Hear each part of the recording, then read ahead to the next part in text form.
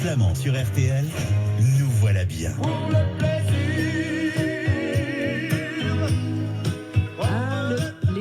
Aujourd'hui, on va contredire Montesquieu qui déclarait que la plupart des choses qui nous font plaisir sont déraisonnables. Ça va pas, non?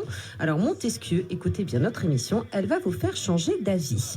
Parce qu'il n'y a pas de mal à se faire plaisir et que les jeux de main ne sont pas toujours des jeux de vilains, Renato Pappalardo est notre invité. Renato, bonjour. Bonjour. Soyez le bienvenu, merci d'être avec nous. Vous enseignez, vous travaillez depuis plus de 22 ans pour des écoles de massage et de thérapies énergétiques. Et pourquoi est-ce qu'on pense toujours au massage quand il s'agit de se faire du bien à soi, Renato?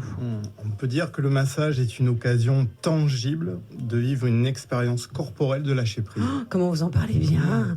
D'accord, ok. Donc en fait, c'est quoi? C'est cette idée à un moment donné d'être touché, de se reconnecter finalement avec nos émotions corporelles? Exactement. C'est un prétexte à raffiner notre conscience corporelle pour apprendre à isoler sa pensée, à lâcher prise à différents niveaux. Super.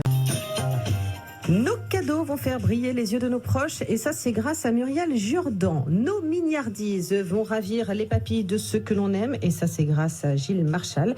Et nous alors, comment on se fait plaisir, nous, rien que nous? Eh bien par un bon massage ma bonne dame, avec du temps pour soi et des mains expertes. Montrez vos mains Renato Pappalardo. Oh, vous avez des grandes mains. Des grandes mains qui doivent faire des massages énergétiques incroyables. J'en perds, dis donc mes lettres.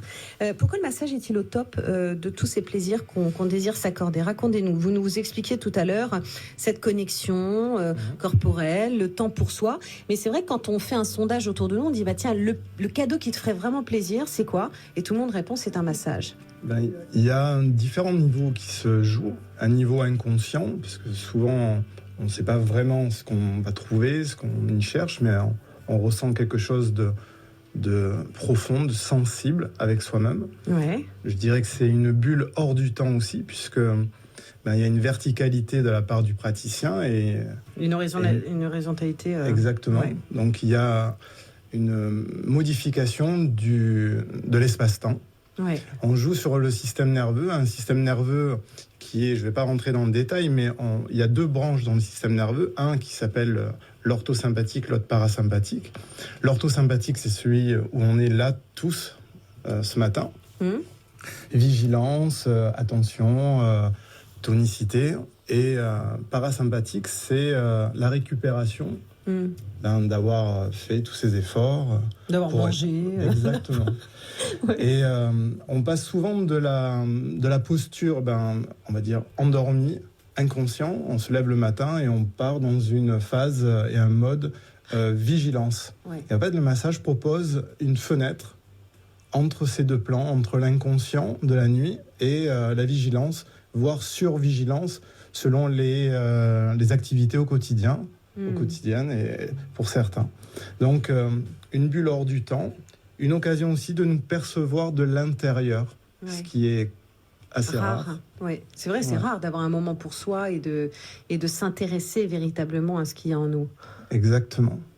Après, il y a d'autres niveaux qui rentrent en ligne de compte, c'est que on est accueilli, on est écouté par le praticien ou la praticienne. Est-ce qu'il faut parler avec son praticien? C'est-à-dire, par exemple, moi, si je viens vous voir, je vais peut-être avoir envie de vous dire, Renato, là, j'ai eu une semaine de dingue, je suis fatiguée, j'ai mal au dos, je suis un peu chafouin, et puis voilà, puis j'aimerais bien avoir quelque chose de doux, ou alors de vous dire, Renato, là, ça y est, il faut me donner la pêche. Est-ce qu'on échange? C'est essentiel.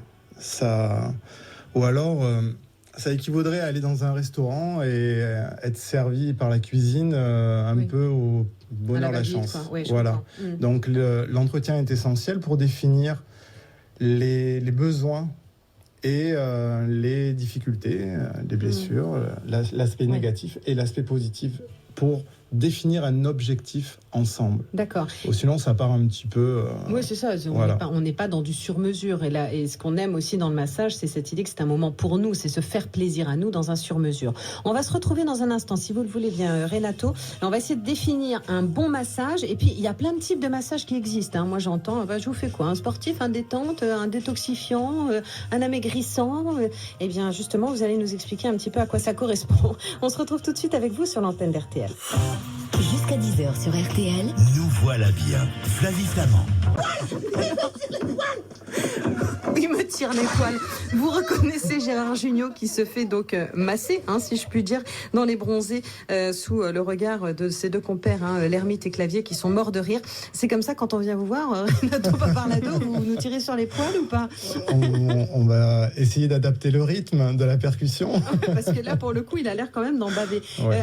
Les bons massages, alors je ne sais pas quel est le massage qui a été fait à Gérard Jugnot dans ce film, mais c'est a priori pas ce qu'on recherche.